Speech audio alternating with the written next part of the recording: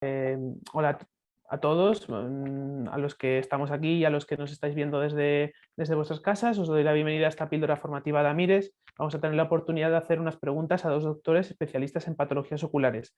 Tenemos hoy el placer de contar con el doctor Jorge Ruiz Medrano, actualmente especialista del Departamento de Retina del Instituto de Microcirugía Ocular Miranza. El doctor Medrano se formó como oftalmólogo en el Hospital Clínico San Carlos de Madrid y es doctor cum laude por la Universidad Complutense. Es especialista en diagnosticar y tratar quirúrgicamente patologías de la retina y de la mácula y es autor de 58 obras científicas entre publicaciones en revistas y capítulos de libros. Por otra parte, tenemos también el placer de disponer de la visión profesional de la doctora Natalia Márquez Ibacevich. La doctora Márquez es vocal por Extremadura de la Junta de la Sociedad Española de Retina y Vítreo y actualmente ejerce como especialista en patologías de la visión en el Hospital Arañuelo de Navalmoral de la Mata del Servicio Extremeño de Salud. Muchas gracias a los dos por estar aquí hoy para responder algunas de las preguntas de nuestros asociados de Amires. Y bueno, como saben, Amires es una asociación de afectados por esta enfermedad, por la miopía magna, que habitualmente es causante de retinopatías. También tenemos con nosotros al presidente de nuestra casa. Javier García lleva con la organización desde sus inicios y actualmente ostenta la presidencia de nuestra ONG. Muchas gracias a ti también, Javier. Y Gracias. bueno, vamos a empezar con las preguntas. Todos entendemos que la miopía es aquel error de refracción que provoca que las imágenes se formen por delante de la retina, causando que los objetos lejanos se perciban de forma desenfocada. Normalmente esto pues, se produce por un alargamiento de la longitud axial del ojo que afecta al polo posterior. En la mayoría de los casos, los valores de este error de refracción no representan mayor problema más allá de la corrección óptica.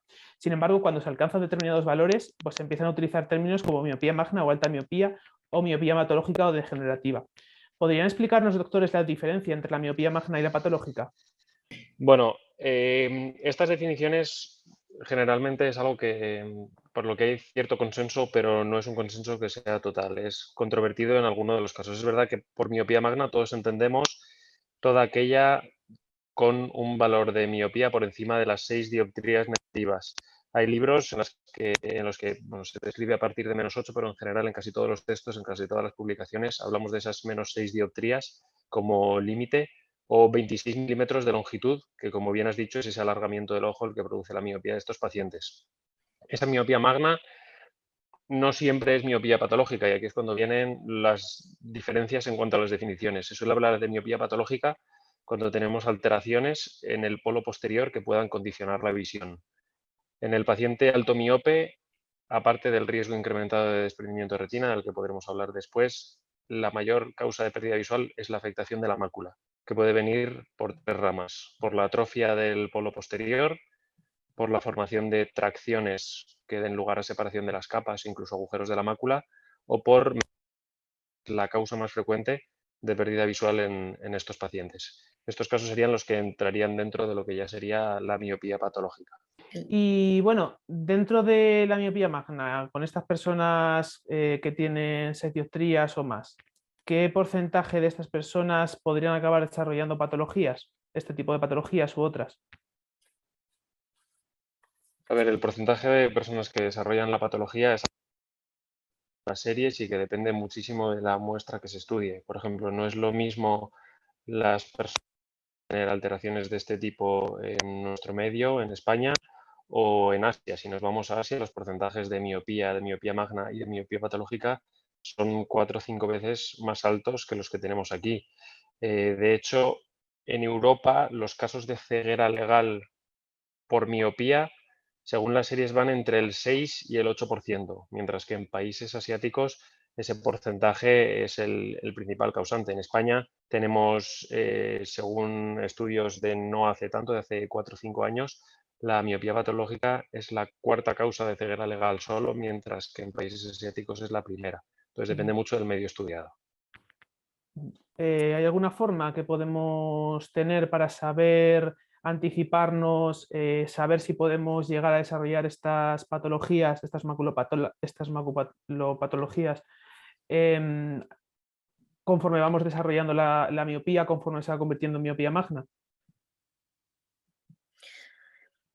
Bueno, a día de hoy es difícil estimar o prever el desarrollo de la miopía patológica, en tanto y en cuanto depende, yo creo que el doctor Ruiz Medrano está de acuerdo conmigo en esto, del crecimiento del aro axil, y sí es verdad que si bien observando la parte genética y la evolución de los familiares directos, se puede presumir, y si el paciente es miope, cuanto más miope y más joven es, más presumimos que a largo plazo pues tendrá daño. Eso es una realidad, porque incrementa, digamos, la peligrosidad del desarrollo de miopía patológica conforme aumenta el largo axil y conforme aumenta la edad del paciente. Pero estimar a ciencia cierta qué paciente sí y qué paciente no va a desarrollar la miopía patológica a día de hoy es difícil. No sé qué opinas tú, Jorge, de esto.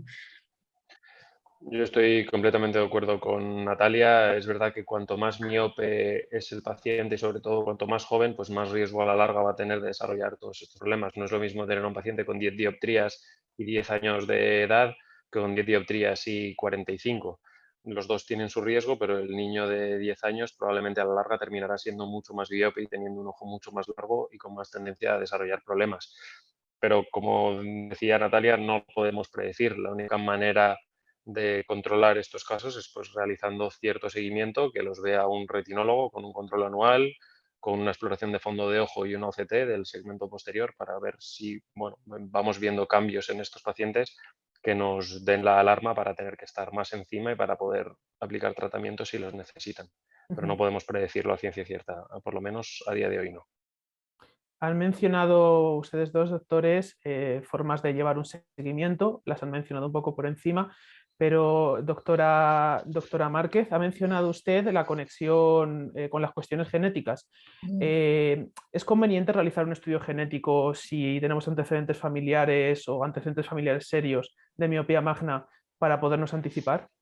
A ver, el problema a día de hoy con digamos, con la miopía y la genética es que no hay, o sea, hay muchísimos o varios genes implicados, y de estos genes cada uno codifica para una determinada característica. Entonces, un estudio genético único o abordar una única, digamos, un único gen como diana no nos aporta gran cosa a día de hoy. Es decir, la investigación y el estudio genético siempre obviamente es beneficiosa, porque nos permite retrospectivamente luego observar y decir, vale, esto se desarrolló en determinado paciente con esta característica genética, pero a día de hoy cada grupo de gen influye en una característica diferente, y no hay una uniformidad para decir estos sí, estos no, estos desarrollaban así y estos no. Luego, si queréis, tengo una pequeña diapositiva extraída de la guía del láser donde engloba todos los genes involucrados, todos los distintos cromosomas involucrados, y entonces es muy difícil ponerle un genotipo a la miopía patológica como tal, porque cada uno codifica para una alteración diferente, que puede ser nociva a distintos niveles. No sé, Jorge, ¿qué opina al respecto? Que el verdadero experto en la materia. Bueno, yo no soy un experto en genética como tal, estamos estudiándolo ahora, a decir verdad, pero bueno, yo creo que llega un punto en el que estamos más o menos de acuerdo en que la genética influye, pero como decía Natalia, no sabemos en qué porcentaje y sobre todo no le podemos echar la culpa a un gen concreto. Es por eso que el análisis genético... Como decía Jorge, el tema genético viene un poco así, es decir, si queréis, mientras va Jorge, yo entro el pantallazo del Sí, mapa Claro. genético, os Ujú. comparto la pantalla para que lo veáis, porque a veces, bueno, gusta verlo, pero luego realmente a día de hoy no nos da la solución que por ahí buscamos. Doy a compartir un minutín. digamos que hoy día no tenemos suficiente información para decir que un análisis genético nos puede aportar algo a nivel preventivo en futuro. Exactamente, o sea, sí nos va a decir lo que ya sabemos, que ese paciente tiene más riesgo, pero eso ya lo sabemos a priori. Entonces, Claro, al final no nos da una solución. Es verdad que cuanto más genética se va estudiando a largo plazo, luego es mejor aplicable. No sé si me veis ya todos. sí. Esa es la diapo de genética, pues, que está subida en la guía del láser. y ahí veis que no es un solo cromosoma, no es un solo gen, hay mucho y cada uno va para un lado, codifica para una cosa, y entonces no es tan sencillo como decir, bueno, es este el problema, este el gen y esta la solución, ¿vale? Desafortunadamente, ojalá a día de mañana, obviamente el abrir el abanico al estudio genético nos hace lo mismo que hablábamos al principio de el clasificar correctamente, nos permite cuando vayamos a la hora de la investigación o de estudios y donde ya tenemos datos, poderlo a lo mejor comparar mejor y tener ese dato que no lo teníamos a priori, pero como solución única a día de hoy todavía no creo que no. Vale. Dejo de compartir. Doctor Ruiz, no sé si quería añadir algo a todo esto.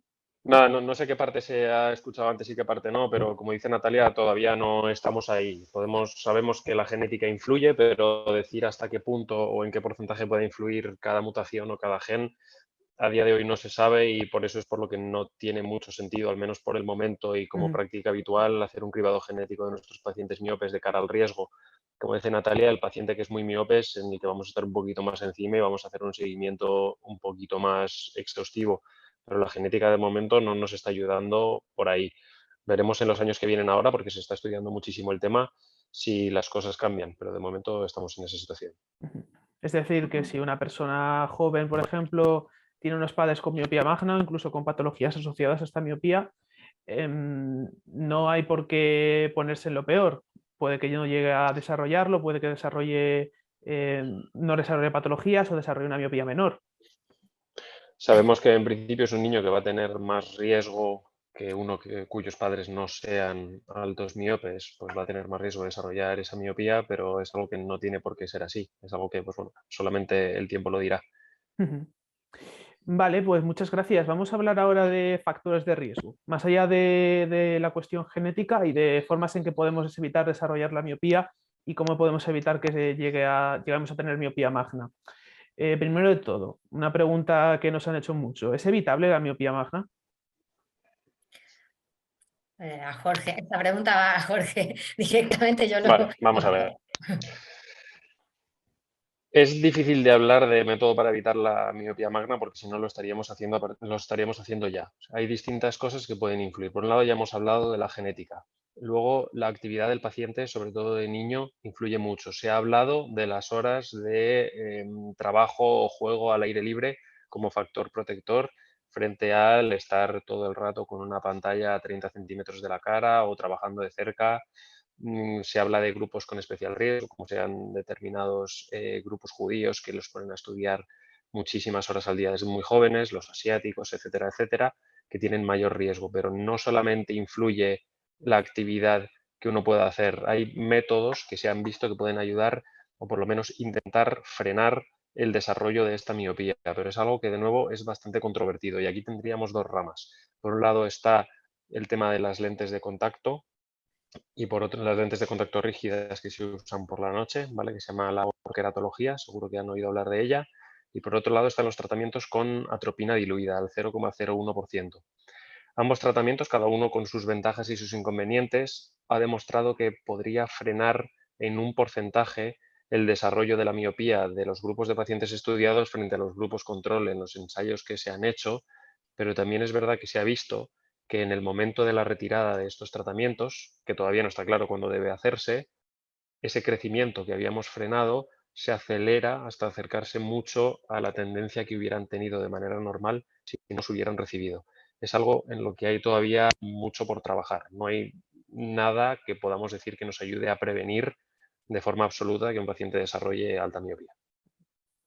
Es decir, que tenemos tratamientos que pueden ayudar a ralentizar el desarrollo de la condición de la miopía, pero que en el momento en que los detenemos hay un efecto rebote. Esto es algo que seguramente nuestros asociados querrán saber exactamente en qué consisten esos tratamientos, estos dos tratamientos que ha mencionado. Vamos a ver, la ortoqueratología, como decía, consiste en poner una lente de contacto, como pueden ser las lentillas que puede usar cualquier miope para ver bien de lejos, pero se usan por la noche, son lentes de contacto que son rígidas y lo que generan es un aplanamiento artificial, digamos, de la córnea, ¿de acuerdo? Que favorece, pues bueno, que el paciente durante el día, ese moldeamiento artificial que ha realizado durante la noche, le permita ver mejor. tienen menos desenfoque en la retina y eso es lo que en teoría reduce el estímulo para el crecimiento del ojo. Estamos hablando de, en teoría, siempre. Las gotas de atropina buscan un poquito el mismo sentido, o sea, el mismo efecto, pero De otra manera. siendo menos invasivas. No requiere poner una lente de contacto por la noche a niños pequeños que requieren cierta vigilancia, simplemente consiste en poner una gota, menos efectos secundarios, menos efectos a nivel de patología corneal, si hay una pequeña herida o cualquier otra cosa, y los resultados son muy parecidos entre ambos grupos. Pero, como digo, es algo que, bueno, necesita todavía su trabajo. Hay muchísimas publicaciones en PubMed hablan de las dos cosas y la conclusión es esa, que ralentizan la progresión, no la detienen, pero que claro, el momento de la retirada de los tratamientos es algo que todavía está con mucho debate porque se ha visto ese pequeño efecto rebote o esa aceleración al detenerlos que les devuelve a esa tendencia que hubieran llevado en teoría, a esa curva original. Lo Sí, hablábamos.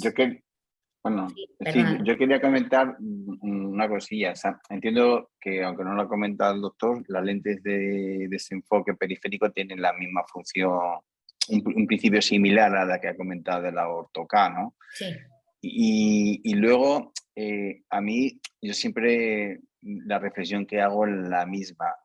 Es verdad que hay muchos estudios, pero los estudios, hay que decir la verdad, que creo que están hechos en poblaciones con miopías muy bajas y que a lo mejor no tiene que ver nada con lo que pueda hacerse con las personas que se van a desarrollar una alta miopía, que es quizá donde menor información o menores estudios se han hecho, ¿no? Si realmente estos tratamientos en personas potenciales altomiopes realmente tienen algún tipo de efecto, ¿no? O me estoy equivocando, si hay datos sobre eso, pero yo creo que los datos siempre están hechos en miopías de 4 para abajo, de 6 para abajo. Es cierto que Nunca por encima de 6. en grueso digamos, de la información sobre orto-K y atropina va sobre miopes moderados, eso es cierto.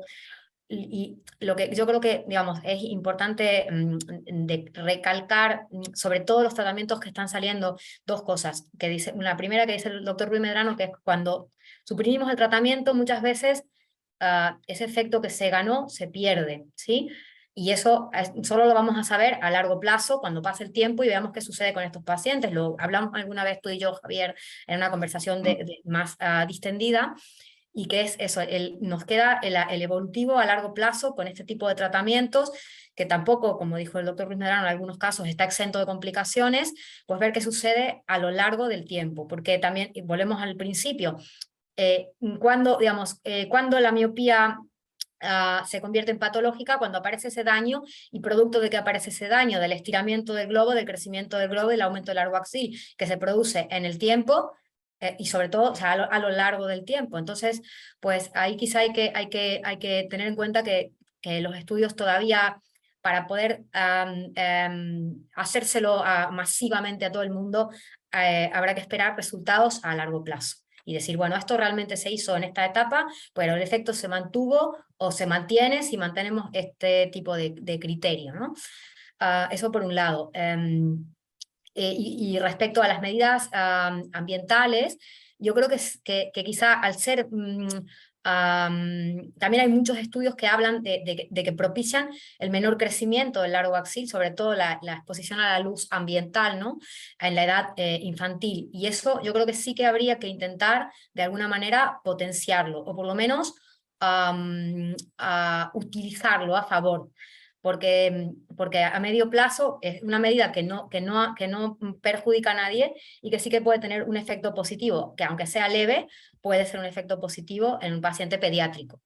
Entonces, es difícil a día de hoy recomendar cualquier tipo de medicación, de tratamiento, tanto la orto-K, la atropina o la lentes de desenfoque, a todo el mundo en global, porque a día de hoy los estudios, como bien dicen, son variados en distintos tipos de pacientes, con distintos tipos de miopía, y el seguimiento acaba cuando acaba, y todavía no tenemos al evolutivo de decir, bueno, hace 30 años este paciente se hizo una orto-K y realmente fue eficiente, o al final acabó siendo igual de miope que iba a ser, solo que le hicimos una orto-K en la infancia, o una atropina, o lo que sea, ¿no? Yo creo que eso quizá el correr del tiempo pues nos ayude a dilucidar si esto es eficaz a largo plazo o no.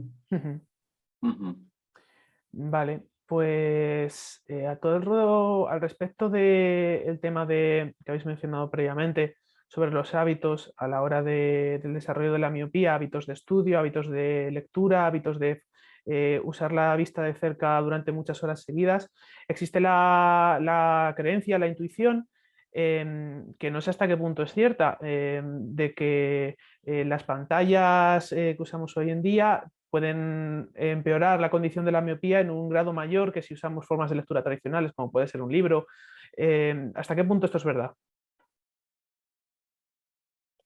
No hay nada que lo demuestre. Es el trabajo de cerca excesivo con la ausencia de la actividad al aire libre, digamos, o de esa habituación a la luz externa, como decía Natalia, la que puede perjudicar. Se ha hablado mucho de la luz azul, de las pantallas, como posible agente dañino para los ojos, y ha habido ciertos estudios que hablan de eso, pero estamos hablando de una exposición a esta luz muchísimo más intensa de la que recibimos en las pantallas habitualmente y solamente en modelos animales. Con lo que recibimos nosotros por las pantallas a día de hoy no tiene por qué ser más dañino que un libro. Simplemente es ese exceso en el trabajo de cerca el que teóricamente, insisto, puede favorecer el desarrollo de la miopía frente a gente que pueda pasar más horas al aire libre o niños que puedan pasar más horas al aire libre.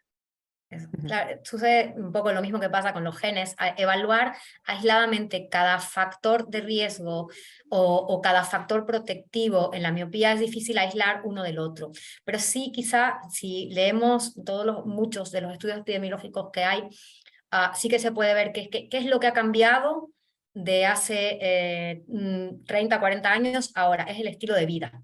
En general, es decir, un niño de hace 40 años pasaba mucho tiempo fuera, poco tiempo dentro y no estudiaba el 90% de las horas del día y no usaba dispositivos electrónicos o trabajo cercano permanentemente. Entonces, y aislar cada factor de manera única para poder analizarlo y estudiarlo suele ser bastante difícil. Entonces, sí que lo que se ve es el cambio de hábito global ha llevado a la población a ser más miope. Esa es la evidencia tangible, ¿no? Entonces, creo que hay que ir tirando de cada hilo y yo creo que del más sencillo al más difícil para poder irlo aplicando en la práctica clínica nuestra cotidiana o en la prevención miópica en general, que podamos recomendar a toda la población. Pero bueno, es un poco el cambio que ha hecho la sociedad. Es decir, antiguamente el niño estaba en la calle jugando y a día de hoy el niño está haciendo tareas, actividades extraescolares o leyendo en un ordenador y en una pantalla. Pero es el cambio de la sociedad y todo eso analizado junto. Quizás es muy difícil desglosar cada parámetro, aunque se intenta y hay muchísimos estudios, si veis, de la cantidad de lux a los que se deba exponer una persona, etcétera, etcétera. Y hay muchos grupos australianos liderando este tipo de estudios y que incluso tienen una recomendación a nivel nacional sobre la cantidad de horas que deben estar los niños al aire libre. Creo que es difícil de precisar cuál es el factor que afecta de qué manera exacta. Pero sí que es un cúmulo de factores que al final acaban haciendo que el ojo sea más miope y la población en general. Muy bien. Bueno, cuando vamos a revisarnos la vista, sobre todo pensando en esas personas con muchas dioptrías de miopía, con esas personas que llegan a categorizar como miopes magnos, la prueba de tomografía de coherencia óptica, ¿es importante que sean objeto de esta prueba los miopes magnos? ¿En qué consiste? Bueno, yo creo que a día de hoy hacer un OCT a un paciente miope es esencial, ¿no? Yo creo que no debería, es muy importante. Lo que sucede es que es más difícil que hacerle un OCT a un paciente hemétrope o miope moderado, por decirlo de alguna manera, ¿no? Entonces, bueno, si Jorge tiene algo que añadir, yo creo que es esencial porque ayuda a diagnosticar algunos aspectos que no seríamos capaces de ver si no utilizamos esa tecnología, que además es no invasiva, inocua para el paciente, se puede repetir la cantidad de veces que deseemos y aporta una información muy útil. Estoy completamente de acuerdo con Natalia. El OCT a día de hoy, no solo para la alta miopía, sino para muchas de las patologías que manejamos en la consulta de retina se ha convertido en una herramienta que es imprescindible. Al final es una máquina que le toma al paciente, para el paciente es como si le sacaran una foto con la pupila dilatada, siempre se ve mejor. Es como un escáner, como si viéramos el tejido de la retina por capas y vemos exactamente dónde está el problema si es que lo hay. Y como decía Natalia, nos permite ver cosas que con la exploración normal de exploración del fondo de ojo, ya sea en lámpara hendidura o con biomicroscopía indirecta con lentes, no siempre somos capaces de ver. Está claro que las patologías más llamativas siempre las vamos a poder evaluar muy bien. Por ejemplo, la atrofia corioretinal al principio de la entrevista se puede ver muy bien con una exploración con lentes del paciente, pero es verdad que la patología traccional, por ejemplo, en la que la retina se va separando por capas, que es una de las patologías típicas también del paciente miope, que es la maculopatía miópica traccional, sin el OCT somos prácticamente incapaces de diagnosticarlo hasta sus estadios más avanzados. Las membranas neovasculares, que son esta tercera rama de la que hablaba antes y que son la causa más frecuente por la que el miope pierde visión, de nuevo estamos en las mismas. Somos capaces de ver cuando hay una hemorragia llamativa o cuando ya tenemos una cicatriz, pero evaluar cuando esa lesión tiene actividad y cuando necesita tratamiento sería prácticamente imposible hacerlo sin el OCT, con lo cual estoy de acuerdo con Natalia en que es a día de hoy algo imprescindible y muy importante en el paciente alto miope, en la consulta de rutina, en su seguimiento.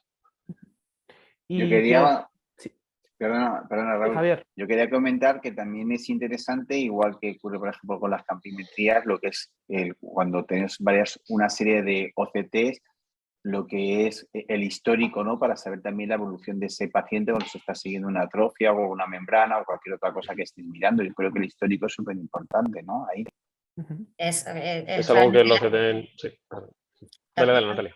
La documentación en imagen nos permite hacer esa monitorización mucho más visible que una descripción fundoscópica o lo que sea, o sea, es comparable en una medida de micras. Estamos hablando que la precisión es altísima y la capacidad de comparar, además los nuevos aparatos que escanean exactamente la zona donde se ha hecho, donde ha surgido el problema, lo podemos analizar en todo, o sea, tanto cualitativamente como cuantitativamente a la micra, ni siquiera al milímetro, a día de hoy a la micra. Entonces es estupendo en la monitorización, en el seguimiento y por supuesto en el diagnóstico, como dijo Jorge. ¿Y qué otro tipo de pruebas deberían ser realizadas a una persona que tiene miopía magna o debería solicitar a una persona con miopía magna cuando va a una revisión óptica que le hagan, aparte de la OCT? Vamos a ver, nosotros es verdad que ahora nos estamos focalizando un poco en esta entrevista en todo lo que sería la retina, con lo cual el OCT de la mácula está claro que es importantísimo, pero todo paciente alto miope tiene que valorar también su cristalino porque tiene un riesgo aumentado de desarrollar cataratas precoces y hay que tener mucho cuidado con el glaucoma. El paciente alto miope también es especialmente propenso a desarrollar glaucoma, con lo cual una medida de la presión intraocular, un grosor corneal, la campimetría que decía Javier, y el OCT, que no solamente sea de mácula, sino también del nervio óptico, serían pruebas muy importantes. Y no nos podemos olvidar de valorar bien la retina periférica en estos pacientes, porque no todos los problemas están en el polo posterior, sino que, como decíamos también al principio, son pacientes que están en especial riesgo de desarrollar desgarros en periferia y desprendimientos de retina. Es en la retina periférica donde empiezan, con lo cual una exploración con la pupila bien dilatada para evaluar toda la periferia es importantísima en estos pacientes. Prácticamente no nos podemos dejar nada de lado. Son pacientes que tienen riesgo aumentado de distintas patologías oculares y que hay que revisarlas todas. Es cierto que la mácula es la zona de mayor riesgo, pero no es la única. Muy bien. Pues tenemos ahora una pregunta un poco más personal de una de nuestras asociadas. Dado el caso de un miope magno con patologías asociadas, como puede ser desprendimiento de vitrio, como degeneración de la mácula, como operación de cataratas, ¿cómo influyen los tratamientos de quimioterapia, de radioterapia o incluso de terapias hormonales, si se da el caso de cáncer de seno, sobre el ojo que de por sí está debilitado, es vulnerable cuando tiene miopía magna o tiene otras patologías asociadas? ¿Cómo podemos protegernos de estos efectos secundarios? Bueno, digamos, es difícil en cuanto a, digamos, si ya el ojo tiene su patología atrófica, su adelgazamiento coroideo y tal, y encima le sumamos retinotoxicidad farmacológica, pues la cosa puede ser más compleja. En fin, la protección simplemente estaría dada y quitar todas las otras posibilidades de hábitos insaludables que tenga el paciente y evitar toxicidad por otras vías, pero si el paciente requiere el tratamiento, lamentablemente hay que asumir el riesgo, es decir, no hay alternativas, si no hay alternativas no nocivas posibles, la única protección posible es eso, prevenir por otras vías, evitar el tabaquismo, llevar una dieta saludable, etcétera, un poco más. No sé qué opinas tú, Jorge, pero yo creo que no hay más que asumir. No, ahí es una cuestión de prioridades, evidentemente, y ahí el ojo miope pues no es especial, es un ojo que es muy sensible a todo lo que hemos hablado por los motivos que hemos comentado, pero los efectos secundarios derivados de otros tratamientos, de otros fármacos o de otras cosas en el ojo no son exclusivos del miope, y ahí es verdad que si hay una prioridad como pueda ser salvar una vida por otra patología, el tratamiento tiene que aplicarse. Muy bien. Y en situaciones menos dramáticas ya. Ujú. Hablamos de ejercicio físico. El ejercicio físico pues, es un imperativo si queremos llevar una vida saludable, un imperativo que hay que conjugar con la alimentación equilibrada, con un entorno salubre, libre de estrés, de altos niveles de estrés. Pero cuando tenemos muchas dioptrías, existen ejercicios físicos de riesgo que pueden llegar a empeorar la condición. Ejercicios de fuerza o aquellos que impliquen movimientos bruscos pueden llegar a dañar la retina o alguna otra parte del ojo. Bueno, en principio... Vamos a ver, esto es otro tema que es... Perdón. Sí, sí, continúa, Jorge. Sí. Sí, esto es otra cosa que es bastante controvertida y donde también hay muchas opiniones. Es verdad, y yo creo que esto nadie lo discutiría, que ejercicios que impliquen movimientos muy bruscos o traumatismos directos a la cabeza pueden implicar un movimiento del vitrio que en pacientes con cierta predisposición pues aumentaría el riesgo de lesiones en retina periférica. Pero el ejercicio en general no tiene por qué acarrear problemas para la retina. Es verdad que cuando diagnosticamos a un paciente de un desprendimiento de vitrio posterior agudo, le recomendamos hacer cierto reposo en cuanto a estas cosas, evitar esos movimientos bruscos, traumatismos directos, efectivamente, pero no es difícil poner el dedo en una causa. Decirle a un paciente que deje de hacer ejercicio por ser miope, a mí me parece una exageración absoluta. El paciente tiene que hacer el ejercicio que tenga que hacer, evidentemente, pues habrá que recomendar ciertas técnicas a evitar. Un paciente que es miope de 20 dioptrías no le vamos a recomendar que boxee, pero todo con sentido común. Muy bien. Y bueno, hablando de avances en investigación, vemos a menudo cómo salen noticias de investigaciones sobre células pluripotentes, sobre medicina del envejecimiento, sobre retinas artificiales u otros temas distintos relacionados. ¿Qué avances tenemos en el tratamiento de la miopía magna hoy en día en lo que se refiere a las degeneraciones asociadas? Bueno, no hay gran cosa respecto a eso porque en realidad ahora yo creo que todos los focos están casi motivados hacia la prevención o hacia el tratamiento de las complicaciones y digamos, de las principales complicaciones, la membrana neovascular ha sido quizá la que más ha avanzado en este último tiempo con la terapia antiangiogénica, que hace unos años atrás, no muchos años atrás, no contábamos con ningún tratamiento eficaz más que el láser terapia o terapia fotodinámica, y a día de hoy un paciente que desarrolla una neovascularización coroidea en secundaria miopía pues es tratado con una única dosis de antiangiogénicos o, bueno, o las que requiera, pero en principio y de manera eficaz. Entonces eso ha sido un gran avance. Ahora, en el sentido de las terapias celulares y tal, yo no sé si a día de hoy para la atrofia y tal hay algo que pueda ser útil y utilizable en la práctica clínica habitual, que salga de un ensayo, que esté más allá de un ensayo clínico. No estamos aplicando nada de esto en principio, sobre todo, digamos, el gran talón de Aquiles de la miopía ahora en este momento es la parte, el componente atrófico, que incluso en DMAE, que sí van ya por delante y hay estudios en atrofia geográfica, están consiguiendo sacar adelante estudios de este tipo. En miopía patológica todavía queda, yo creo que mucho camino por recorrer, ¿no? No sé qué opinas tú, Jorge. Es algo que todavía está lejos, no es para hoy ni para mañana y como decía Natalia, en degeneración macular es verdad que hay ensayos clínicos, resultados súper prometedores para el tema de la atrofia, pero la atrofia que desarrolla el paciente que tiene degeneración macular y la que desarrolla el paciente miope no tienen mucho que ver y en pacientes miopes es verdad que al menos que yo sepa no hay ensayos clínicos que estén a puntito de salir con resultados en ese sentido y es verdad que ahora mismo aparte de la prevención los nuevos antiangiogénicos que van saliendo son la mayor novedad tangible para ya, digamos, en el paciente alto miope para el tratamiento de estas membranas neovasculares. Es verdad que ya es Eh, muy efectivo, no necesitan tantísimas inyecciones como pueda necesitar un paciente con degeneración macular, con las que disponemos hoy en día los resultados ya son de por sí muy buenos, pero bueno, se presupone que los antiangiogénicos que van saliendo nuevos son más potentes y más duraderos y habrá que ver si los promotores detrás de estos estudios quieren invertir el dinero en hacer estudios en miopes para obtener esa indicación de manera oficial y que no tengamos que hacerlo fuera de etiqueta como se ha hecho otras veces en el pasado. Y otro punto a tener en cuenta es ver si estos antiangiogénicos nuevos pueden ayudar a un mejor pronóstico visual a la larga, si pueden influir en la atrofia que se desarrolla al lado de estas membranas neovasculares, pero de momento son todos suposiciones y los ensayos están por realizar. Los antiangiogénicos imagino que los podremos aplicar fuera de etiqueta, pero es algo que realmente es una necesidad que de momento está bastante cubierta, al menos en el paciente hoy en día.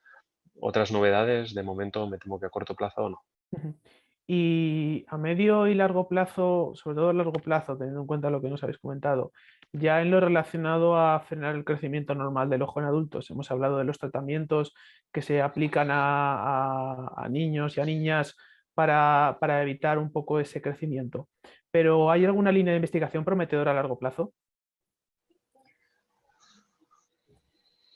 Habrá que ver la terapia génica sobre todo, si al final encontramos algún culpable bueno, de la patología que pueda tener más peso que otros o alguna mutación especial, ya se está viendo con otras enfermedades que se están empezando a tratar con terapia génica, algo que hasta hace poco era una utopía, pero es verdad que de momento estamos lejos. Es una pregunta que yo creo que no te podemos contestar a día de hoy. Ujú. Muy bien. Pues ahora vamos a hablar un poquito sobre algunas patologías asociadas que interesan especialmente a miembros de Amires. En primer lugar, una pregunta de uno de nuestros asociados. ¿Qué es el glaucoma pigmentario? Nos preguntan si es hereditario y cuáles son los mejores tratamientos. Bueno, mira, el glaucoma pigmentario es un glaucoma secundario que se desarrolla por un roce del iris contra la zónula del cristalino. Yo creo que lo pregunta porque es más frecuente en los pacientes miopes, ¿vale? Sí tiene una asociación genética, pero tampoco es un gen único, aunque hay un cromosoma, digamos, más cantante en esto, a diferencia de la poligenética que he mostrado en los miopes. No hay un gen único tampoco, es una enfermedad autosómica dominante. Suele primero desarrollarse un síndrome de dispersión pigmentaria, es decir, el ojo suelta el pigmento, ese pigmento se atasca en la zona de drenaje del ojo, del humor acuoso, y luego ya se produce el aumento de la pío y el daño glaucomatoso del nervio óptico, pues sí que se llama glaucoma pigmentario. Entre los tratamientos se suele hacer para prevenir una iridotomía, que es un pequeño orificio en el iris que parece disminuir ese roce del iris con el cristalino, y luego las terapias convencionales, farmacológicas, y en caso de no ser eficientes, la cirugía filtrante en sus diferentes modalidades. Luego también pues sí que parece que a la hora de hacer trabeculoplastia láser o cualquier terapia láser sobre el trabéculum, pues debemos ser cautelosos a la hora de utilizar potencias elevadas porque podemos generar más dispersión de ese pigmento, pero sí que yo creo que lo que sí es característica es su asociación con la miopía y nada, pues no hay ninguna cosa diferente que pueda pasar a...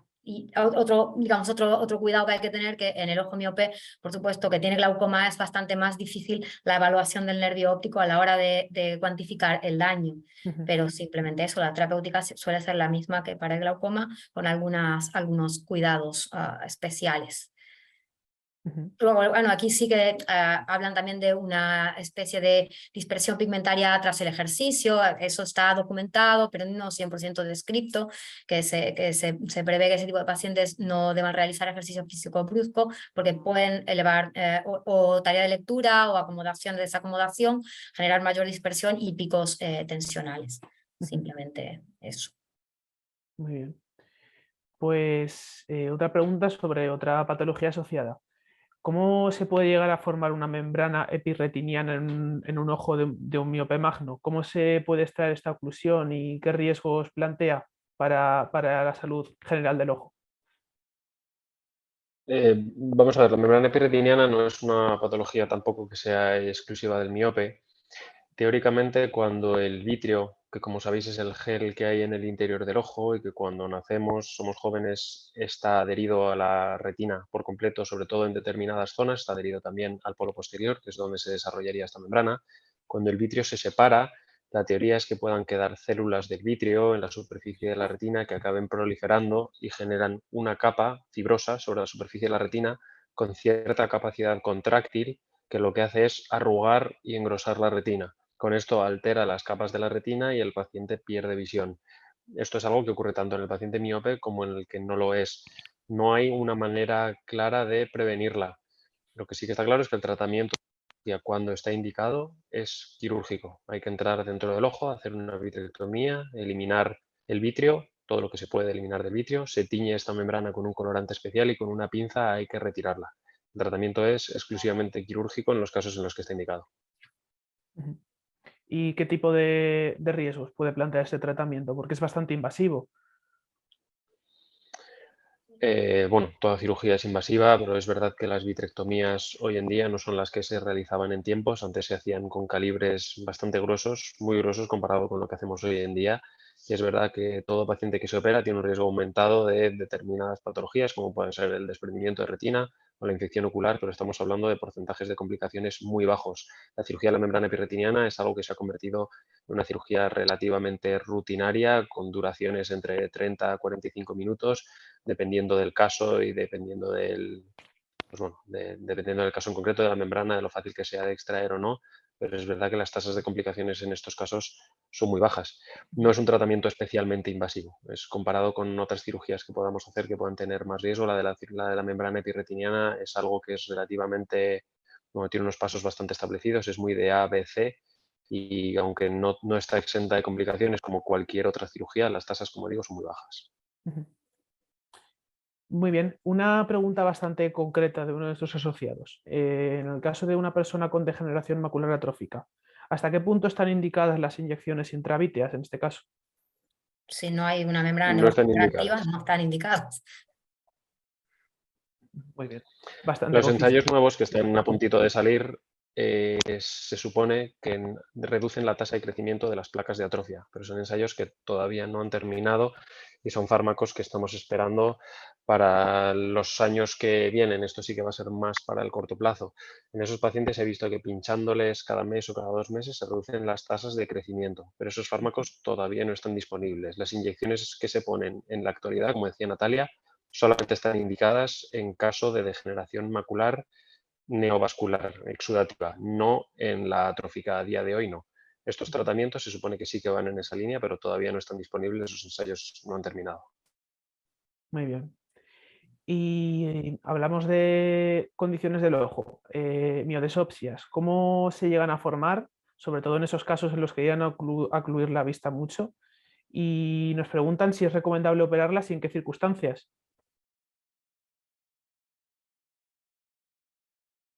Bueno, como dijo Jorge, la miodesopsia no es una patología propia del miope tampoco, es decir, un paciente y puede ser provocada por infinitas causas, ¿no?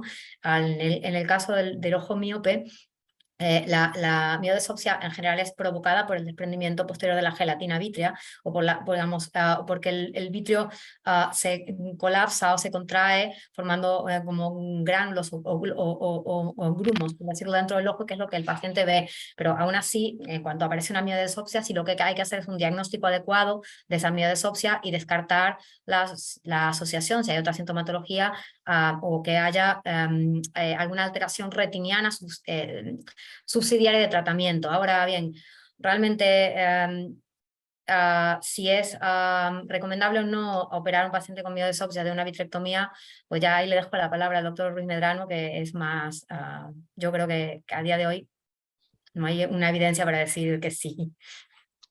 Es un tema muy polémico, muchas veces se habla en los congresos, en sesiones clínicas. El tratamiento de la miodesopsia como tal no es algo que yo personalmente defienda y la gran mayoría de los retinólogos que hacen cirugía en España tampoco. Hay gente que lo hace rutina, no solo aquí, sino en otros países, pero ahí hay que tener en cuenta que claro, la vitrectomía, como hemos dicho, es una cirugía que aunque las tasas de complicaciones son bajas, existen. Entonces, operar a un paciente que pueda tener una visión del 100% por unas miodesopsias, por unas moscas volantes, y que termine con un desprendimiento de retina, es algo que después es muy difícil de justificar.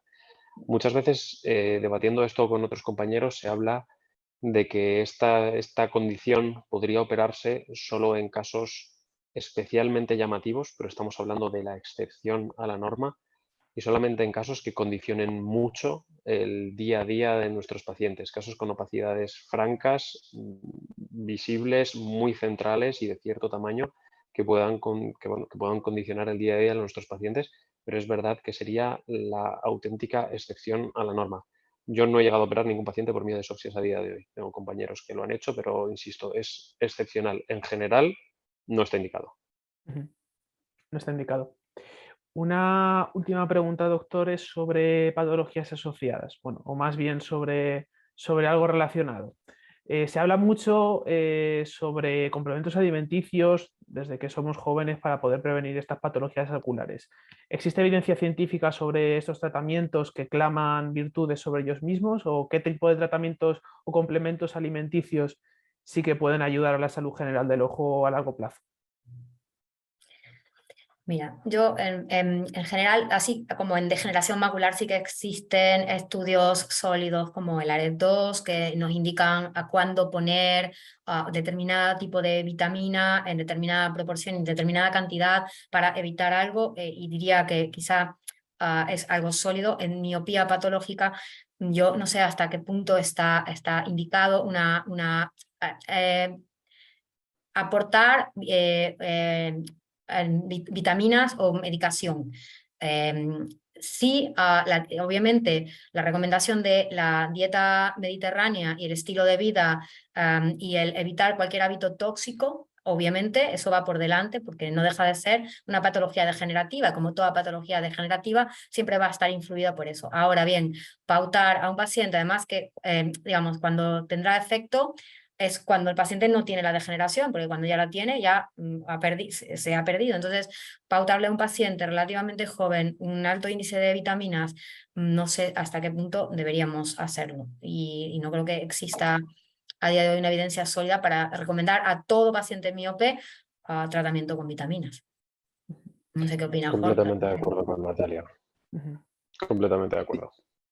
Sí, nosotros haciendo un apunte insistimos que lo que dice el sentido común, que es una dieta equilibrada y una vida saludable, es la mejor prevención que uno puede hacer y para el cuerpo y para el ojo que también está en el cuerpo, que muchas veces queremos buscar la vía fácil, un camino que realmente no existe hoy por hoy.